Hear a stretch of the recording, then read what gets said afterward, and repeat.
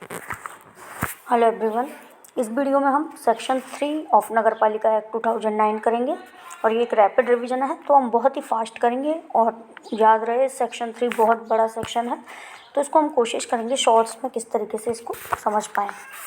Okay, तो अब हम देखते हैं। देखिए, सेक्शन 3 हमें बोलता है नगर पालिकाओं का परिसीमन, मतलब डिलिमिटेशन ऑफ म्यूनसिपैलिटीज़। तो इसमें क्या बताया कि देखिए, जो राज्य सरकार होती है, परिसीमन कौन करेगा? परिसीमन करेगी राज्य सरकार, ठीक है। और कैसे करेगी? राजपत्र में प्रकाशित करके। तो कोई भी स्थानीय क्षेत्र है उसको नगर पालिका घोषित किया जा सकता है, ठीक है। किसी भी नगर पालिका क्षेत्र जो कि नगर पालिका नहीं है उसको नगर पालिका घोषित कर सकती है राज्य सरकार, उसको स्थानीय क्षेत्र में शामिल कर सकती है, ठीक है। कोई भी स्थानीय क्षेत्र जो कि पहले से नगर पालिका है उसमें शामिल कर सकती है। कोई भी स्थानीय क्षेत्र को नगर पालिका से बाहर कर सकती है, अपवर्जित कर सकती है, ठीक है। एक नगर पालिका को 2 भागों में बांट सकती है अथवा एक नगर पालिका का भाग दूसरी किसी नगर पालिका में शामिल कर सकती है, या फिर कोई नगर पालिका क्षेत्र जो पहले से है उसका विघटन कर सकती है, समाप्त कर सकती है। ये सारी चीज़ें हमको सेक्शन 3 में बताई गई है।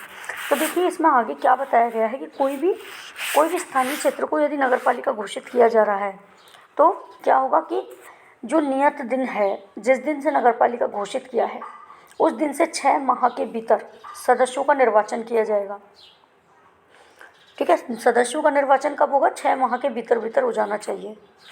और किसी नगर पालिका क्षेत्र में कोई स्थानीय क्षेत्र को शामिल किया गया है तब भी शामिल क्षेत्र है उसके सदस्यों का निर्वाचन 6 माह के भीतर हो जाना चाहिए। कोई भी स्थानीय क्षेत्र नगर पालिका से अपवर्जित किया गया है तो जो भी क्षेत्र बाहर किया है, अपवर्जित किया है, उनके सदस्यों को हटाया जाएगा, ठीक है। जो शामिल कर रहे हैं उनके सदस्यों का तो निर्वाचन होगा 6 माह के भीतर, ठीक है। अगर कोई क्षेत्र नगर पालिका घोषित है तो 6 महीने के भीतर सदस्यों का निर्वाचन किया जाएगा। और यदि नगर पालिका से अपवर्जित कर दिया है तो सदस्यों को हटाया जाएगा। और एक नगर पालिका को यदि 2 भागों में बांटा जा रहा है या अन्य भाग में शामिल किया जा रहा है तो क्या होगा? विभाजित क्षेत्र के सदस्यों को नवीन जो गठित नगर पालिका है वे उसके सदस्य समझे जाएंगे, ठीक है। उसके सदस्य समझे जाएंगे। जो नई गठित नगर पालिका है उसके सदस्य समझे जाएंगे जो विभाजित क्षेत्र के सदस्य हैं। आगे देखिए क्या बताया इसमें कि जो परिवर्तित क्षेत्र है उसकी सीमा चिन्ह का निर्धारण और अनुरक्षण, उनका खर्च किसका होगा? संबंधित नगर पालिका वहन करेगी। जो भी क्षेत्र परिवर्तित किया गया है, जैसे नगर पालिका बनाया गया है, नगर पालिका से अपवर्जित किया गया है कोई भी क्षेत्र, उसका जो सीमा चिन्ह का निर्धारण है, ठीक है, और यह अनुरक्षण का खर्च है, वो खर्चा निर्माण का और जो उसका खर्चा आएगा वो कौन करेगा? नगर पालिका वहन करेगी, संबंधित नगर पालिका। और ये जो सीमा चिन्ह का निर्धारण कौन करेगा? कलेक्टर करेगा। या कलेक्टर के द्वारा निमित्त कोई ऑथराइज्ड अथॉरिटी होगी, यानी कोई निर्मित प्राधिकृत अधिकारी के द्वारा किया जाएगा, ठीक है। जो भी सीमा चिन्ह है उनका निर्धारण कौन करेगा? कलेक्टर करेगा, या कलेक्टर के द्वारा निमित्त प्राधिकृत कोई अधिकारी करेगा। आगे हम देखेंगे, जब किसी गांव का कोई क्षेत्र नगर पालिका में शामिल हो जाए, ठीक है, तो ऐसे में क्या होगा? देखिए, जब भी कोई गांव का क्षेत्र है जो कि नगर पालिका क्षेत्र में शामिल हो जाता है तो ऐसा क्षेत्र गांव नहीं रहेगा, ठीक है। ऐसा क्षेत्र गांव नहीं रहेगा। और जो पंचायती राज अधिनियम चलता है गांवों में पंचायती सिस्टम चलता है, तो जो पंचायती राज अधिनियम 1994 के नियम उस पर लागू नहीं होंगे। क्यों? क्योंकि वह गाँव नगर पालिका क्षेत्र में शामिल हो गया है, ठीक है। उस क्षेत्र पर जो अधिकारिता है वो किसकी मानी जाएगी? नगर पालिका की हो जाएगी। जब तक निर्वाचन नहीं हो, गांव के ऐसे क्षेत्र का प्रतिनिधित्व करने वाले सरपंच, उप सरपंच और पंच उस नगर पालिका के अतिरिक्त सदस्य समझे जाएंगे, ठीक है, तथा उसका अध्यक्ष, उपाध्यक्ष और यथास्थिति सदस्य समझे जाएंगे तथा 6 माह के भीतर इनका क्या होगा? चुनाव करवाया जाएगा। देखिए क्या कहा गया है, ध्यान से समझिए कि जब तक निर्वाचन नहीं किया गया है, जब गांव को नगर पालिका बनाया गया है और उसमें अभी तक निर्वाचन नहीं हुए हैं, तो जो गांव का क्षेत्र का पहले प्रतिनिधित्व करते थे, कौन करते थे गांव में? सरपंच, उप सरपंच और पंच। उनको क्या माना जाएगा? उस नगर पालिका का अतिरिक्त सदस्य माना जाएगा उनको। और जो अथवा अध्यक्ष, उपाध्यक्ष और यथास्थिति सदस्य समझा जाएगा। या तो उनको अतिरिक्त सदस्य मान लो, या जब तक उनका निर्वाचन नहीं हुआ है तब तक उनको अध्यक्ष, उपाध्यक्ष और यथास्थिति सदस्य समझे जाएंगे। और चुनाव कब होगा? 6 माह के भीतर भीतर चुनाव करवाया जाएगा। ठीक है, आगे देखिए, जब कोई स्थानीय क्षेत्र नगर पालिका नहीं रहता तो उसकी नगर पालिका निधि, संपत्ति, अधिकार, दायित्व वो किसके पास चलेंगे? राज्य सरकार में निहित हो जाएंगे। ठीक है, जब भी कोई स्थानीय क्षेत्र नगर पालिका नहीं रहता है तो जो उसकी नगर पालिका निधि है, संपत्ति है, अधिकार है और दायित्व है, मतलब जो भी प्रॉपर्टी है, उनकी असेट्स है, राइट्स है, लाइबिलिटीज़ है, वो सारे स्टेट गवर्नमेंट के पास चले जाएंगे। उनके आगम यदि हो, मतलब कहीं से कोई पैसा आना है, ऐसा कुछ इनकम होनी है उनकी, तो वह नगर पालिका के फ़ायदे के लिए खर्च किए जाएंगे। ठीक है, लेकिन राज्य सरकार के आदेश के अनुसार, पहले राज्य सरकार आदेश देगी, उस हिसाब से उस नगर पालिका के फ़ायदे के लिए खर्च किए जाएंगे यदि कोई आगम हो तो। यदि कोई, आगे देखिए, यदि कोई स्थानीय क्षेत्र नगर पालिका क्षेत्र ना रहे,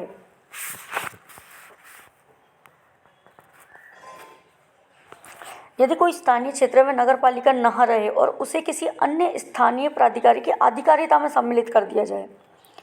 देखिए, यदि कोई स्थानीय क्षेत्र है वो अब नगर पालिका नहीं रहा और क्या हुआ उसका कि कोई दूसरी जो स्थानीय प्राधिकारी है उसके अंडर में उसको सम्मिलित कर दिया है, तो उस क्षेत्र में निहित नगर पालिका निधि, संपत्ति और दायित्व क्या होगा?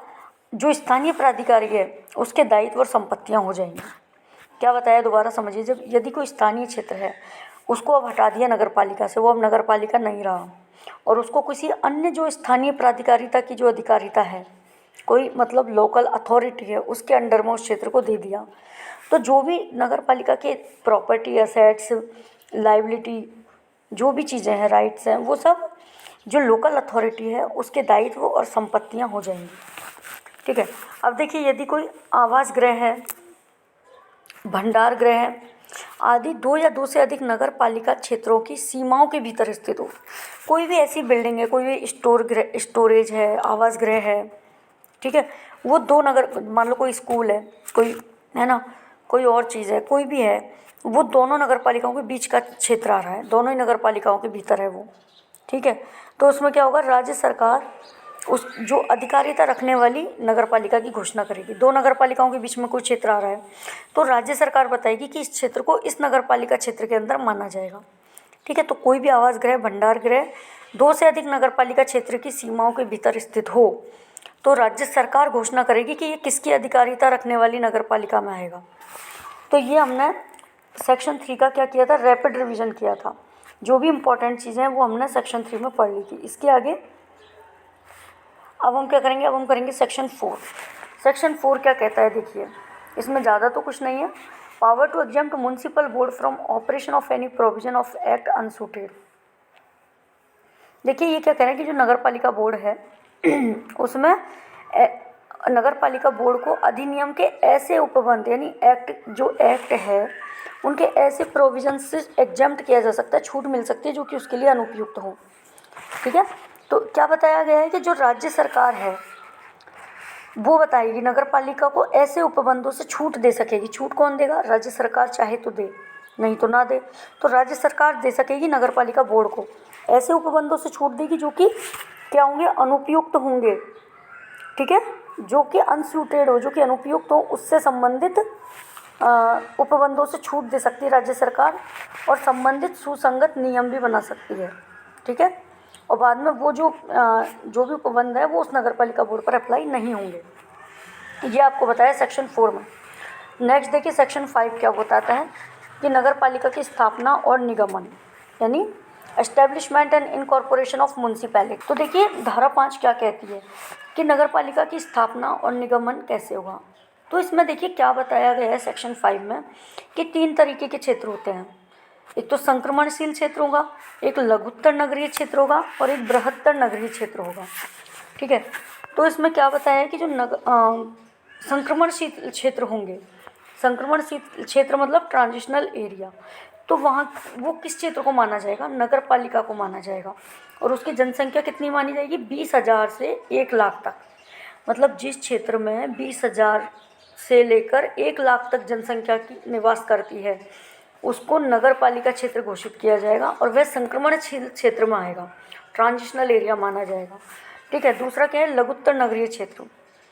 तो जो जहाँ पर जनसंख्या, जिस क्षेत्र में जनसंख्या कितनी होगी, 1 लाख से ऊपर लेकिन 5 लाख से नीचे, 1 लाख से 5 लाख तक की जनसंख्या जिस क्षेत्र में होगी उसको लघुत्तर नगरीय क्षेत्र मतलब स्मॉलर एरिया घोषित किया जाएगा। ठीक है। उसके आगे क्या है हमारा, बताया है कि नगर निगम किसको बताया जाएगा, बृहत नगरीय क्षेत्र को, बृहत्तर नगरीय क्षेत्र को। तो जहाँ पर 5 लाख से अधिक की जनसंख्या है उस क्षेत्र को नगर निगम घोषित किया जाएगा और वह बृहत नगरीय क्षेत्र माना जाएगा। ठीक है। तो कितने 3 क्षेत्र हुए सेक्शन 5 में नगर पालिका की स्थापना और निगमन की बात की गई है। 3 क्षेत्र हैं, संक्रमणशील क्षेत्र, लघुत्तर नगरीय और बृहत्तर नगरीय। संक्रमणशील क्षेत्र को नगर पालिका घोषित किया जाएगा, 20,000 से 1 लाख तक की जनसंख्या वाले क्षेत्र। उसके आगे लघुत्तर नगरीय क्षेत्र, लघु यानी छोटा, तो उस क्षेत्र को नगर परिषद घोषित किया जाएगा, 1 से 5 लाख तक की जनसंख्या। और बृहत नगरीय क्षेत्र कौन से होंगे, जहाँ 5 लाख से अधिक की जनसंख्या रहती है, नगर निगम घोषित किया जाएगा। नगर पालिका को नियमित निकाय बोला जाएगा। ठीक है, क्या बोला जाएगा, नगर पालिका को नियमित निकाय बोला जाएगा। और इसमें क्या होगा, नगर नियमित निकाय से मतलब क्या है वो बताती हूँ आपको। इसकी एक कॉमन सील होगी, मतलब सामान्य सील होती है, कॉमन सील होती है, और उस पर वाद चलाया जा सकता है, मतलब नगर पालिका के अगेंस्ट वाद लाया जा सकता है और नगर पालिका किसी पर वाद ला सकती है। ठीक है। और उसका एक शाश्वत उत्तराधिकार होगा, मतलब परपेचुअल सक्सेशन, उसका सक्सेशन खत्म नहीं होगा, परपेचुअल होगा ये। ठीक है। तो नगर पालिका क्या होगा, एक नियमित निकाय होगा। ठीक है, एक परपेचुअल सक्सेशन होगा, उसकी कॉमन सील होगी और sue and to be sued against. इसके पास एक सामान्य मोहर होगी, शाश्वत उत्तराधिकार होगा, यह वाद कर सकते हैं या इन पर वाद लाया जा सकता है। आगे देखिए, राज्यपाल मतलब राज्य सरकार। राज्य सरकार के अंदर कौन व्यक्ति होगा, राज्यपाल। यदि अधिसूचना द्वारा किसी क्षेत्र को औद्योगिक नगरी विनिर्दिष्ट करे तो वहाँ नगर पालिका गठित नहीं की जा सकेगी। ठीक है, मतलब मान लो कोई क्षेत्र की जनसंख्या 1 लाख से कम है, लेकिन गवर्नर ने, कौन घोषित करेगा, गवर्नर करेगा। पहली बात तो आपको याद रखनी है, गवर्नर ने उसको इंडस्ट्रियल एरिया घोषित कर दिया है। ठीक है, तो उसको इंडस्ट्रियल एरिया ही माना जाएगा, मतलब औद्योगिक नगरी माना जाएगा। उसको अब नगर पालिका क्षेत्र नहीं माना, वहाँ पर नगर पालिका गठित नहीं की जा सकती। ठीक है, तो कौन घोषित करेगा औद्योगिक नगरी, राज्यपाल घोषित करेगी। राज्य सरकार किसी नगरीय क्षेत्र के सांस्कृतिक, ऐतिहासिक, पर्यटक या इसी प्रकार के अन्य महत्व को ध्यान में रखते हुए विकास प्राधिकरण का गठन कर सकती है। ठीक है, विकास प्राधिकरण का गठन किया जा सकेगा इस क्षेत्र में। क्या है, कोई भी नगरीय क्षेत्र है जहाँ पर सांस्कृतिक, ऐतिहासिक, पर्यटक या कोई अन्य महत्व का अगर लगता है राज्य सरकार को कि इस तरीके का कोई क्षेत्र यहाँ पर है, तो वहाँ पर क्या बना देगी, विकास प्राधिकरण का गठन किया जा सकता है। जैसे कौन सा है विकास प्राधिकरण, जेडी है, जयपुर विकास प्राधिकरण। ठीक है, इस तरीके से तो जेडीए बनाया है, तो यहाँ पर इसको हम नगर पालिका क्षेत्र नहीं मानेंगे, है ना, कोई भी नगर निकाय नहीं होगा, यहाँ विकास प्राधिकरण है ये। नगर पालिका से विकास प्राधिकरण अलग करे या बिना अलग किए शक्तियाँ, कार्य, कर्तव्य प्रायोजित किए जा सकेंगे जिससे योजनाबद्ध विकास किया जा सके। मतलब नगर पालिका से क्या होगा, विकास प्राधिकरण को अलग किया जा सकता है या अलग करे बिना भी किया जा सकता है। उन शक्तियों को, कार्यों को, कर्तव्यों को प्रायोजित किया जा सकता है जिससे कि विकास हो सके, मतलब विकास किया जाएगा कुल मिलाकर, या तो नगर पालिका क्षेत्र में चाहो तो मानो और चाहे नहीं मानो। ठीक है, ये देखिए, कृत्य और कर्तव्य प्रत्यायोजित कर सकेगी और उचित, त्वरित और योजनाबद्ध विकास के लिए उचित समझे। ठीक है, अब हम करेंगे सेक्शन 6 की बात, जो कि बताया है नगर पालिका की संरचना के बारे में बात करते हैं, कंपोजिशन ऑफ म्युनिसिपैलिटी। ठीक है, क्या बताया है सेक्शन 6 में, नगर पालिका की संरचना। तो देखिए क्या बताया है, बाढ़, इसमें बाढ़ के बारे में बताया है। एक तो सबसे पहले कि मिनिमम बाढ़ कितने होंगे, कम से कम 13 बाढ़ होंगे नगर पालिका में, एक नगर पालिका में कम से कम बाढ़ होंगे 13, और इसमें बाद में संशोधन किया गया और इसको 20 वार्ड बताया गया है। ठीक है, 20 वार्ड बाद में कर दिए गए हैं इसमें। अब देखिए निर्वाचित सदस्य कितने होंगे, कम से कम 13 होंगे, है ना, 13 वार्ड है कम से कम, तो निर्वाचित सदस्य एक वार्ड में एक सदस्य तो होगा ही होगा, तो निर्वाचित सदस्य कम से कम 13 हो गए। लेकिन जब संशोधन हो गया 20 वार्ड हो गए हैं, तो निर्वाचित सदस्य कितने होंगे, वर्तमान में 20 सदस्य कम से कम वार्ड में होंगे। ठीक है, निर्वाचित सदस्य एक नगर पालिका में कम से कम 20 होने चाहिए, क्योंकि वार्ड 20 होंगे। अब देखिए जो पदेन क्षेत्र सदस्य होगा वह कौन होगा, तो उस क्षेत्र का प्रतिनिधित्व करने वाले जो एमएलए होते हैं और जो एमपी, लोकसभा से जो एमपी होते हैं ना, वो वहाँ के पदेन सदस्य माने जाएंगे। किसी भी नगर पालिका के जो पदेन सदस्य होते हैं वो कौन होते हैं, उस क्षेत्र का प्रतिनिधित्व करने वाले एमएलए और एमपी होते हैं, और उन्हें मत देने का अधिकार होता है। इस बात का ध्यान रखना। ठीक है, आगे देखिए इसमें क्या होता है कि मनोनीत सदस्य की भी बात आती है। तो मनोनीत सदस्य जो होते हैं वो कौन होते हैं, उनमें से कम एक सदस्य तो दिव्यांग होगा। ठीक है, एक सदस्य तो, मनोनीत सदस्यों की हम बात कर रहे हैं, तो कम से कम एक सदस्य तो दिव्यांग होगा, और नगर पालिका प्रशासन का विशेष ज्ञान रखने वाले व्यक्ति होता है वो। ठीक है, नगर पालिका प्रशासन का विशेष ज्ञान रखने वाला व्यक्ति माना जाएगा। अच्छा, अब हम जो पदेन सदस्य की हमने बात की थी, उसमें अगर देखा जाए तो देखिए क्या बात कही है उसमें, कि जो पदेन सदस्य होंगे उन पर कोई निर्भरता, मतलब जो डिस्क्वालिफिकेशन होती है, डिस्क्वालिफिकेशन से संबंधित उपबंध उस पर लागू नहीं होंगे, और ना ही कोई कार्रवाई होगी, क्योंकि वो पदेन सदस्य हैं। ठीक है, जो एमएलए एमपीज हैं उन पर कोई डिस्क्वालिफिकेशन वाले एक्ट्स के जो प्रोविजंस हैं वो लागू नहीं होते, ना ही उन पर कोई कार्रवाई होती है। ठीक है, और अब जो हमने बात की थी मनोनीत सदस्यों की, तो मनोनीत सदस्यों में देखा जाए ना, तो एक तो मैंने क्या बताया था कि जो कि नगर पालिका प्रशासन का विशेष ज्ञान रखते हैं, उनमें एक सदस्य दिव्यांग होगा, और जो नगर पालिका में कितने होंगे, टोटल 6 मेंबर होंगे। नगर पालिका में होंगे टोटल 6 मेंबर मनोनीत होंगे। पहले ये कितने होते थे, 4 होते थे। ठीक है, नगर पालिका में कितने होंगे, अब 6 मेंबर होंगे, और नगर परिषद में कितने होंगे, 8 होंगे, और नगर निगम में 12 मनोनीत सदस्य होंगे, 6, 8, 12। नगर पालिका में पहले 4 होते थे, नगर परिषद में 5 होते थे, और नगर निगम में 6 होते थे, 4, 5, 6 ऐसे होते थे। लेकिन बाद में संशोधन के बाद 6, 8 और 12 हो गया ये इनका। ठीक है, कोई कार्यकाल इनका नहीं होता है, मनोनीत है, इनको कभी भी हटाया जा सकता है। राज्य सरकार कभी भी बुला सकती है इनको, और कभी भी प्रत्याहूत कर सकती है, मतलब कभी भी इनको विदा कर सकती है।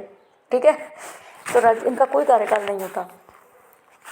अब देखिए जो प्रत्येक जनगणना होती है, हमारे यहाँ जनगणना होती है ना हर 10 साल में, तो प्रत्येक जनगणना के पश्चात वार्डों की जो संख्या होती है, वार्डों की संख्या में जनसंख्या के अनुसार परिवर्तन किया जाता है, लेकिन विद्यमान नगर पालिका पर कोई प्रभाव नहीं होता उसका। ठीक है, क्या बताया गया है दोबारा समझिए। देखिए इसमें ऐसा बताया गया है कि जो प्रत्येक जनगणना की जाती है उसके पश्चात वार्डों की संख्या में जनसंख्या के अनुसार परिवर्तन होता है, क्योंकि जो वार्डों का निर्धारण होता है वो कैसे होता है, जनसंख्या के अनुसार होता है। ठीक है, तो जनसंख्या के अनुसार जो परिवर्तन होता है उसी से वार्डों की संख्या निर्धारित होती है नए निर्वाचन से। ठीक है, लेकिन विद्यमान जो नगर पालिका हैं उन पर कोई प्रभाव नहीं पड़ेगा, और जो वार्ड वहाँ पर जो सीटों की संख्या का निर्धारण होगा, ठीक है, वो कौन करेगा, राज्य सरकार। कोई भी नगर पालिका में कितनी सीटें होंगी उसका निर्धारण राज्य सरकार करती है। उस क्षेत्र के एमएलए जो होते हैं नगर पालिका बोर्ड, नगर परिषद और नगर निगम में प्रतिनिधित्व करता है। जो उस क्षेत्र के एमएलए होते हैं वे क्या करते हैं, नगर पालिका बोर्ड में, नगर परिषद में और नगर निगम में प्रतिनिधित्व करते हैं। और जो लोकसभा होते हैं, लोकसभा एमपी होते हैं, वो क्या करते हैं, वो नगर पालिका में नहीं करते, वो करते हैं नगर परिषद में और नगर निगम में प्रतिनिधित्व करेंगे। तो देखिए जो एमएलए होते हैं वो तो करते हैं नगर परिषद में, नगर पालिका, नगर परिषद और नगर निगम, नगर पालिका बोर्ड में, परिषद में और निगम में, तीनों में करते हैं एमएलए तो। और जो एमपी होते हैं लोकसभा के वो केवल नगर परिषद में और नगर निगम में प्रतिनिधित्व करेंगे। ठीक है, अब हम इससे आगे बात करेंगे आरक्षण की। देखिए इसमें लाइन टू लाइन मत जाइए कि जो मैंने आपको पीडीएफ दिखाई है उसमें मैं आपको लाइन टू लाइन बता रही हूँ, नहीं, क्योंकि अब हम कर रहे हैं एक रैपिड रिवीजन। मैं आपको यहाँ स्टडी करके एक एक पॉइंट नहीं समझा रही हूँ, मैं सिर्फ आपको इसका सार बता रही हूँ निकाल के, कि जो कि हमें एग्ज़ाम के लिए तैयार करना है, क्योंकि रैपिड रिवीजन बहुत फास्ट एक रिवीजन होता है, पढ़ा हुआ आपने सब कुछ है। देखिए आरक्षण की बात करते हैं हम, तो सामान्य वर्ग, महिला, अनुसूचित जाति जनजाति और ओबीसी, देखिए जो सामान्य वर्ग है, जनरल कैटेगरी है, वुमन है, एसटी एससी और ओबीसी, ठीक है, उनके लिए आरक्षण होता है। तो इसमें जो एससी एसटी का आरक्षण होता है वो किस तरीके से होगा, कुल जनसंख्या यानी जो टोटल पॉपुलेशन है उसके अनुपात में एसटी एससी का आरक्षण होगा। कैसे होगा, कुल जनसंख्या के अनुपात में एससी एसटी का आरक्षण किया जाएगा, ठीक है। ओबीसी का आरक्षण कैसे होगा, ओबीसी का आरक्षण 21% से अधिक नहीं होगा, ठीक है। ओबीसी का आरक्षण अदर बैकवर्ड कास्ट का 21% से अधिक नहीं होगा। वह एससी और एसटी जनसंख्या को मिलाते हुए 50% से अधिक नहीं होगा, ठीक है।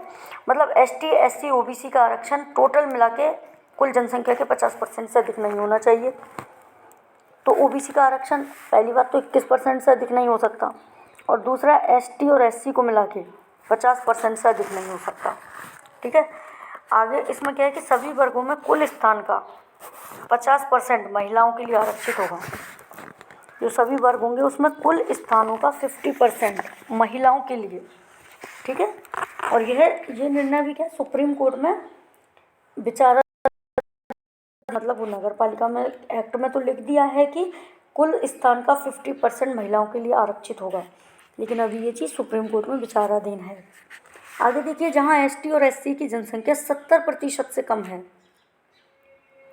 ठीक है, वहाँ पिछड़े वर्ग की कम से कम एक सीट होगी, ठीक है। जहाँ पर एसटी की जनसंख्या और एससी की जनसंख्या मिलाकर 70% से कम है, तो वहाँ पिछड़े वर्ग की यानी ओबीसी की कम से कम एक सीट होगी। और एसटी और एससी और पिछड़े वर्गों का आरक्षण तब तक है जब तक कि संविधान के अनुच्छेद 334 में समय अवधि निर्दिष्ट है। देखिए क्या बोल रहे हैं कि कब तक एसटी एससी को आरक्षण मिलेगा, तो उस समय तक एसटी एससी और ओबीसी का आरक्षण रहेगा जब तक कि संविधान के अनुच्छेद 334 में जो समय अवधि दी गई है कि इतने टाइम तक एसटी एससी ओबीसी को आरक्षण दिया जाए उनको मुख्य धारा से जोड़ने के लिए, तब तक एसटी एससी ओबीसी का आरक्षण बना रहेगा। ये था हमारा सेक्शन 6 बात करता है, ठीक है। ये हमने अमेंडमेंट पॉइंट डिस्कस किए सेक्शन 6 के। अब हम बात करेंगे धारा 7 यानी सेक्शन 7 की, ठीक है। तो 7 में क्या बताया, टर्म ऑफ ऑफिस, ऑफिस की टर्म कितनी होगी, मतलब नगर पालिका की पदावधि कितनी होगी, ये आपको यहाँ बात की गई है। तो कितनी बताई गई है इसमें, प्रथम बैठक से 5 साल, ठीक है। जो पहली बैठक है उससे 5 साल तक नगर पालिका की पदावधि रहेगी। अब ऐसे पूछा जा सकता है प्रथम बैठक से रहेगी या पहली मतलब जिस दिन से चुना गया है नगर पालिका बनी है उस दिन से रहेगी, तो ऑप्शन में इस तरीके से क्वेश्चन आते हैं। तो हमें याद रखना है प्रथम बैठक से 5 साल तक रहेगी, ठीक है, फर्स्ट मीटिंग से 5 ईयर तक। और अगर नगर पालिका का विघटन 5 वर्ष से पहले हो जाए तो नई नगर पालिका शेष कार्यकाल के लिए चुनी जाएगी। जैसे साढ़े 4 साल के बाद नगर पालिका का विघटन हो गया तो सिर्फ 6 महीने के लिए ही नगर पालिका गठित की जाएगी, ऐसा नहीं है आगे 5 साल तक के लिए नहीं, शेष कार्यकाल जो बचा है उसके लिए चुनी जाएगी। और नए चुनाव जो होंगे वो कब होंगे, 6 माह के अंदर अंदर नए चुनाव हो जाएंगे, ठीक है। नए चुनाव कब होंगे, 6 माह के अंदर अंदर। अब हम बात करेंगे धारा 8 की। धारा 8 हमारी क्या बात करती है, देखिए कि नगर पालिका शासन का नगर पालिका में निहित होना, क्या बात करती है, नगर पालिका शासन का नगर पालिका में निहित होना। तो नगर पालिका शासन है उसके अंदर तीनों चीज़ आती हैं, नगर पालिका बोर्ड, परिषद और निगम। तो नगर पालिका शासन नगर पालिका बोर्ड, नगर परिषद या नगर निगम में उनके अध्यक्षों के माध्यम से निहित होगा। किसके माध्यम से निहित होगा, अध्यक्षों के माध्यम से निहित होगा, ठीक है, उनके अध्यक्षों के माध्यम से। तो नगर पालिका शासन का नगर पालिका में निहित होना बताती है धारा 8। नगर पालिका शासन नगर पालिका बोर्ड, नगर परिषद या नगर निगम में उनके अध्यक्षों के माध्यम से निहित होगा। आगे हम देखेंगे धारा 9। धारा 9 जो है इम्पोर्टेंट है, वैसे तो सारा एक्ट इम्पोर्टेंट है। तो वार्डों में विभाजन की बात की है, डिवीजन ऑफ वार्ड्स, ठीक है, डिवीजन ऑफ वार्ड्स धारा 9 में दिया गया है। तो वार्डों का जो विभाजन है ये देखिए कैसे किया जाएगा। पहली बात तो वार्डों का विभाजन किसका आधार क्या है, तो जनसंख्या के आधार पर चुनाव किया जाएगा, ठीक है। जनसंख्या के आधार पर चुनाव किया जाएगा। और चुनाव के उद्देश्य से वार्डों का विभाजन क्यों किया जाता है? चुनावों के उद्देश्य से किया जाता है। आधार क्या बनाया जाता है? जनसंख्या को आधार बनाया जाता है। वार्डों के विभाजन के समय जनसंख्या का अनुपात वही होगा जो कि समस्त नगरपालिका के समान हो। ठीक है, जनसंख्या का अनुपात क्या होगा? जो कि वही होगा जो कि समस्त नगरपालिका के समान हो। वही वार्डों के विभाजन के समय जनसंख्या का अनुपात होगा। और प्रत्येक वार्ड का प्रतिनिधित्व कैसे होगा? उस वार्ड की जनसंख्या के आधार पर होगा। समझ आया? देखिए नगरपालिका की धारा 6 में नगरपालिका के नियत कुल स्थानों की संख्या के बराबर। ठीक है, municipality divided into such number of wards equal to total number of seats fixed for municipality. जो म्युनिसिपैलिटी नगरपालिका की जितनी सीटों का निर्धारण किया गया है उसके अकॉर्डिंग जनसंख्या के आधार पर वार्डों का विभाजन किया जाएगा।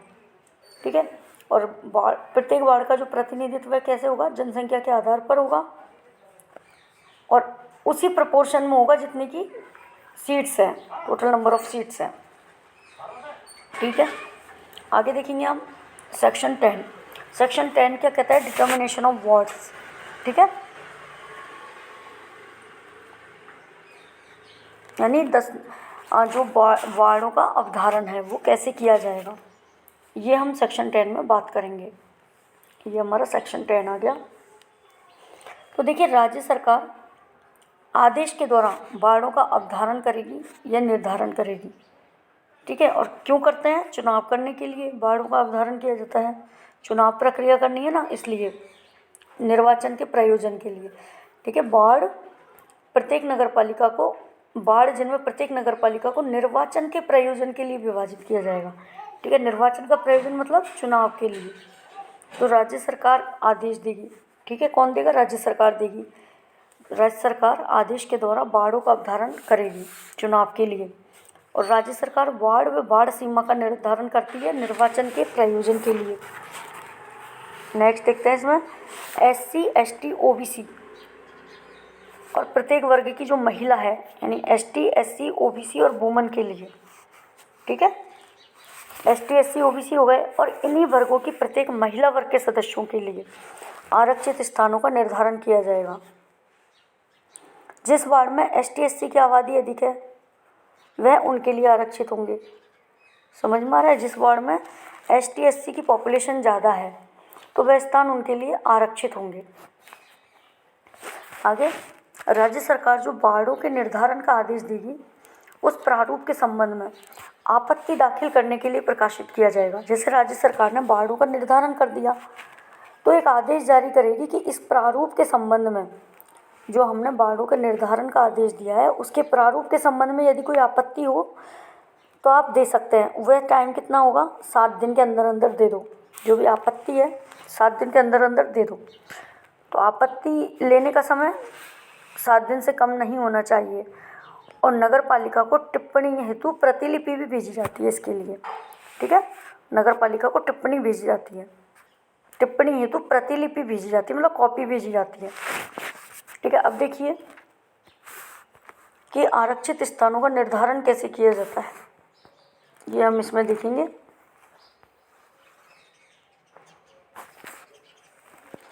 देखिए एक तो है कि रोटेशन यानी चक्रानुक्रम के द्वारा किया जाता है।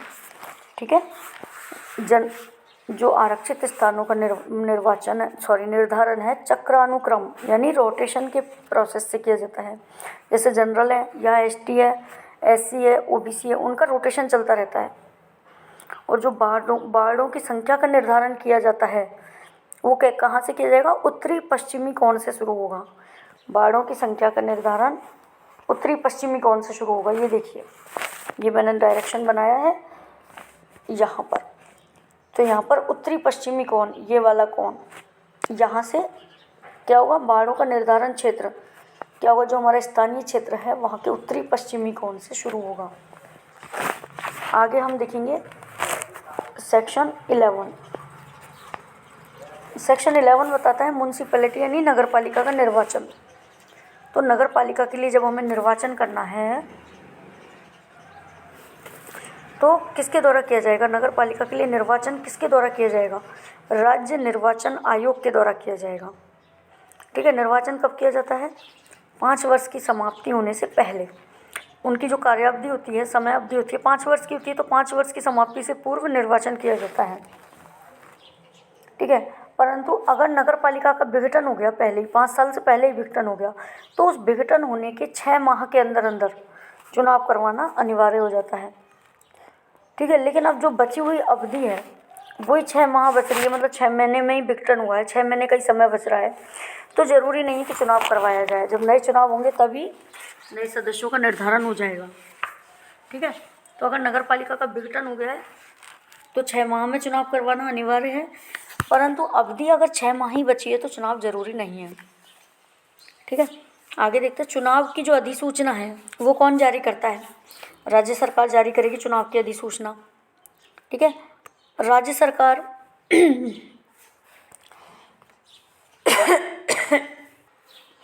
देखिए, राज्य सरकार निर्वाचन आयोग को क्या है, निर्वाचन करने के लिए कर्मचारी उपलब्ध करवाएगी। ठीक है, कौन उपलब्ध करवाता है? निर्वाचन आयोग को निर्वाचन के प्रयोजन के लिए कर्मचारी उपलब्ध करवाने का काम किसका है? राज्य सरकार का है। ठीक है, और एक और बात, नगर पालिका को जो भी नगर पालिका के लिए कराए जाने वाले निर्वाचनों के लिए जो भी निर्वाचक नामावली तैयार की जाती है और उन सभी निर्वाचनों के संचालन का अधीक्षण, निदेशन और नियंत्रण राज्य निर्वाचन आयोग में निहित होगा। ठीक है, जो भी निर्वाचक नामावली तैयार कराने का कार्य और उनके संचालन का, निर्वाचनों के संचालन का जो अधीक्षण, निदेशन और नियंत्रण है वह राज्य निर्वाचन आयोग में निहित होगा। ठीक है, आगे हम बात करेंगे सेक्शन 12 की, मतलब धारा 12 की, जो कि क्या वो बताती है? राज्य निर्वाचन आयोग के कृत्यों का प्रत्यायोजन कैसे किया जाए।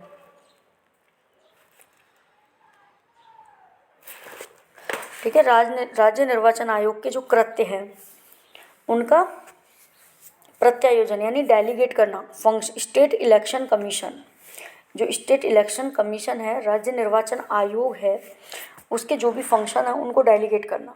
तो देखिए क्या होता है, 2 तरीके से होता है। उप निर्वाचन आयुक्त होता है एक, तो उसको दिया जाता है, और दूसरा राज्य निर्वाचन आयोग के सचिव के द्वारा। जब हम कार्यों का प्रत्यायोजन कर रहे हैं, मतलब राज्य निर्वाचन आयोग जब कार्यों का प्रत्यायोजन कर रहा है तो कौन कौन के द्वारा होगा? एक तो उप निर्वाचन आयुक्त है और दूसरा राज्य निर्वाचन आयोग के सचिव के द्वारा। ठीक है, तो राज्य निर्वाचन आयोग द्वारा अपनी ओर से एक निर्वाचन आयुक्त यदि कोई हो, या राज्य निर्वाचन आयोग के सचिव के द्वारा भी किया जा सकता है, यानी या तो एक निर्वाचन आयुक्त, ठीक है, यदि हो, और या फिर कोई राज्य निर्वाचन आयोग का सचिव हो, उसके द्वारा भी निर्वाचन आयोग के कार्य किए जा सकते हैं। ठीक है, कौन कौन होगा? या तो निर्वाचन आयुक्त और या राज्य निर्वाचन आयोग के सचिव के द्वारा। नेक्स्ट देखते हैं हम 13 से करेंगे, लेकिन उसके लिए हम नेक्स्ट वीडियो लाएंगे। ठीक है, क्योंकि एक ही वीडियो को काफ़ी लेंदी बनाना ठीक नहीं है, तो धारा 13 हम नेक्स्ट वीडियो से करेंगे। यहाँ तक आप इसको पढ़िए और अपनी बुक को साथ लेके बैठिए, उसके बाद कीजिए, क्योंकि ये रैपिड रिवीजन है, तो आप अंडरलाइन करते जाइए अपनी जो भी मैंने बताया है और उन पॉइंट्स पर फोकस करिए। Thank you.